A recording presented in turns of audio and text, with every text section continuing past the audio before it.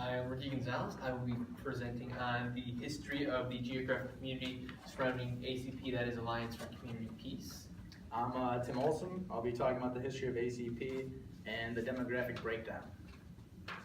My name is Pamela Nebu, and I will be talking about the ecological model, map, visual, and explanation of the factors that contribute to structural violence. Hi, I'm Charles Burrows. I will talk about the 4 examples that ACP helps sustain a nonviolent with their methods. I'm Jonathan Nowak, and I'll be talking about an organizational asset map. Just to start off is the general history of the neighborhood that the ACP currently resides in, that is the Greater Grand Crossing area. The Greater Grand Crossing area is actually a collection of several other smaller neighborhoods, kind of referred to as one larger neighborhood, Greater Grand Crossing, hence greater. It first got started roughly in the middle of the 19th century, around 1853, when due to a large train crash. Basically, Chicago was a growing city, and the train industry, which is now CTA, was booming. And what happened was, there was a very busy intersection at the intersection of 75th and South Chicago Avenue. And what happened was, because this was a very undeveloped area, some trains crashed, and that led to the death of several people. And because of that, what the city saw was there was a need for development, residential development in that area, because that would warrant a station. So what happened was, we saw development. We saw basically the growth of industry in this general area, because it was Chicago growing at the time. One of the founders of the area was Paul Cornell. He was a real estate developer who invested in the land and basically started building on it, just creating all kinds of industry. And at first it was just mostly residential, and residential area that came from the need for housing for the workers that were currently building on the already growing train industry. And then it kind of grew when Chicago continued to grow with the World's Fair in the early 1890s, and then continued to go from there. It just continued to develop in its early stages. And then from around 1920 or so, it started to stagnate. And what we saw was, part of that stagnation led to kind of a plateau in the population. Basically, originally the demographic breakdown was mostly Irish and some forms of white European working class people, from Irish, German, Italian, so on and so forth. And then over time, we saw a change in the demographic, where African American people started to move into the neighborhood more and more. And with that move, we saw a shift in basically the ethnic population, where as more African American people moved in, the white neighbors started to move to a point where, as it is now, the general population of the Greater Grand Crossing area is almost 99% African American. Moving towards the history of ACP. So it was founded in 1997 by Reverend Walter B. Johnson. He had the overall goal of his goal was to just make Chicago a more livable place and an overall better community. And through his actions, just the spreading of word and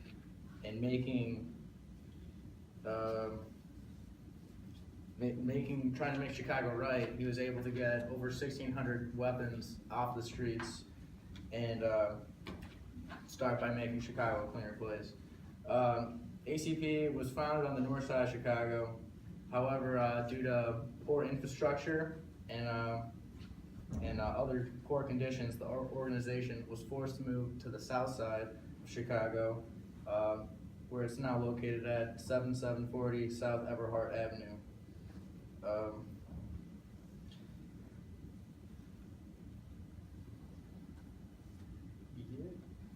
Moving along. Cool. Okay.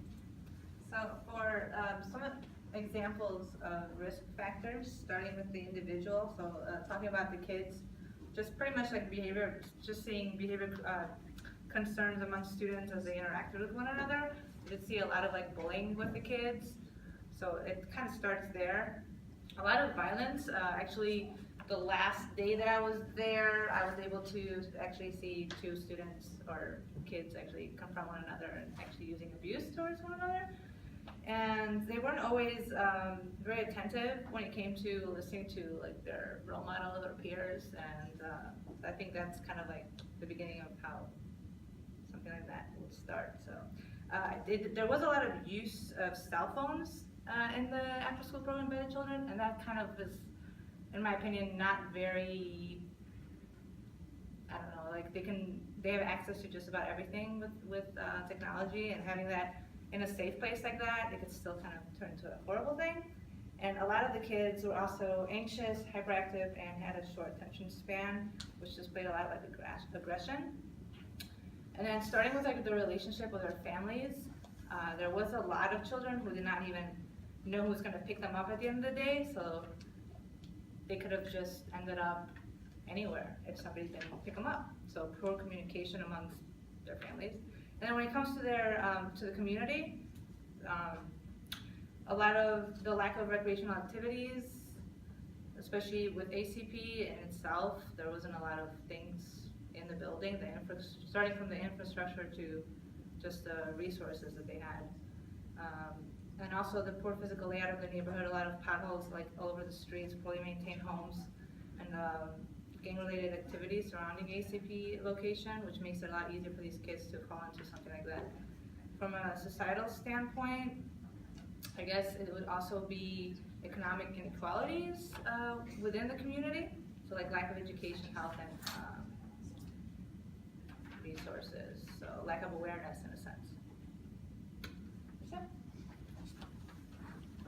So I'm now going to talk about the 4 methods that ACP applies to their children there to allow them to have just different methods of nonviolence to sustain that.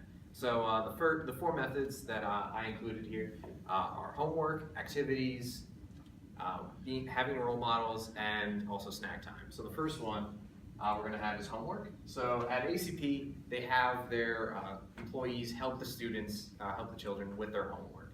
Now, this can be a good or bad thing because some students, particularly the ones that I worked with, were very much just always asking me to give them the answers, which unfortunately isn't good for them because they won't end up learning anything. And if they don't learn, they won't do a great job in the rest of the world. But when there are some children there that I worked with that actually did learn stuff, and when I walked them through how to get that answer, they were able, they really seemed to learn it. It was actually a really cool moment. So the next thing is activities. So ACP provided a bunch of different types of activities for the children to go for, to just play around. The first one, the real big one, was basketball. They would go into the gym, play basketball. They had scooters for them to play around with.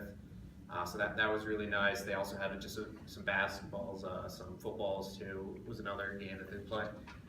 If it was really nice out, so during like the spring or summertime, they would let them go outside and play. ACP in their backyard had a sort of jungle gym type thing that they can play around on. So that was something they did. They would also play just like touch football, so that was great for them too. But if it's raining out and they don't want to go to the gym, just another activity they would have is actually writing book reports. That was something that I found interesting, that Coach K would have them pick out a book, just read it real fast, see what they were able to just hold off from reading, like the knowledge that they obtained from that. So that was good. It would basically be like the main character, just what the basic story was, and more or less that was it. So the next one is role models. So this, I broke it down into 2 different types of role models. So you just had the male role models and the female role models. The only male role model there that I ever dealt with was Coach K. He, I thought, was a great role model for the kids. He showed basically what a man really should be. He was a great father figure to most of these kids, and I even felt that like fatherly figure vibe from just the small time I spent with him. So it was really nice. The one thing I would say that just for all the role models in general, all the people that work there, is that they definitely seem to yell at the kids for them doing stuff that they would eventually do. One example of this was Coach K was telling the kids to turn off, to shut down the game, and what he meant by that was just for them to exit out of the game. But But what the kids did was they turned off the Xbox and turned off the TV, which coach get yelled at them for that, which to me didn't make that much sense because in the end, you know, you're going to get the same result. But some of the other role models were female role models, and that is Miss Jones, Susan Clayton, Jade, and Portia. Now, Sue Clayton, who is basically like the main person in charge there every single day, doesn't really interact with the kids as often, but every time she does, it's always a very positive interaction with the children, so that is great. The other women, unfortunately, I've only seen like more negative interactions with the kids, which that's not really helpful. Not really being that sustainable. They mostly just yell at the kids for just random stuff. And then the last one I had is snack time. Now, snack time I felt was a really great way for the kids to get to talk to each other, become friends with people they might not normally meet. It does have its drawbacks though, because unfortunately, you know, sometimes you'll have bullying there, where you can only have a certain amount of kids at a certain table. So, you know, if you had 9 people trying to sit down at a table, one person is not going to be able to take a seat there. So that is something unfortunate that you do get that bullying. So now we'll switch off.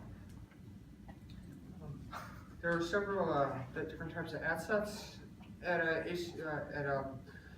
ACP. There's like individual assets, associational and institutional assets, physical assets, and connectional assets. Some of the individual assets in the Greater Grand Crossing area is Susan, who is in charge of ACP, Coach K, who works at ACP, picks up the kids. He, and he's in charge of taking them outside or, taking them to the gym to go play. Miss Jade is also works at ACP, and she helps pick up the kids too, and she helps with the homework. She's in charge of making sure the kids do their homework. Miss Jones is another individual that works at ACP. She also helps pick up the kids, and she also makes sure that each kid has a lunch. Gary Comer, he was born in the south side of Chicago and did a lot of community work. And there's a school and a youth center named after him. There's some associational asset maps, associational assets. Also, one associational asset is the Chatham Business Association. This association helps out with smaller businesses, helping them, just kind of get in track, and they're useful for, helping the small businesses expand their company, expand their economic growth. And the next association is the Gary Comer Youth Center. This youth center allows kids in this community to, have fun, do some activities. The Inner City Missions Network Food Pantry is also another asset to the community. They help, give food to the low-income families that need, a meal, because sometimes, a lot of these families struggle financially, and, they worry about, where the next meal is going to come from. The Inner City Missions Network Food Pantry, gives them, an option, where they don't have to worry about the next meal. Some institutions are government, particularly the U.S. Department of Housing and Urban Development. This U.S. Department helps out with Section 8 housing in the South, in the Greater Grand Crossing neighborhood. They help, pay for some of the rent. Another institution is the Greater Auburn Gresham Development Corporation. This corporation just helps with several neighborhood communities in the South Side, including the Greater Grand Crossing community, and it just, makes the more community a safer, more sustainable place. And then another institution is schools. particularly both Chicago Public Schools and charter schools. These help, these schools help give these kids a place to learn and grow and become educated. Physical assets are CPS schools. These schools also, is kind of, help each other, help these kids in the community learn and grow and, help them lead these kids down the right path and becoming successful when becoming adults. Grand Crossing Park is another asset. It's a,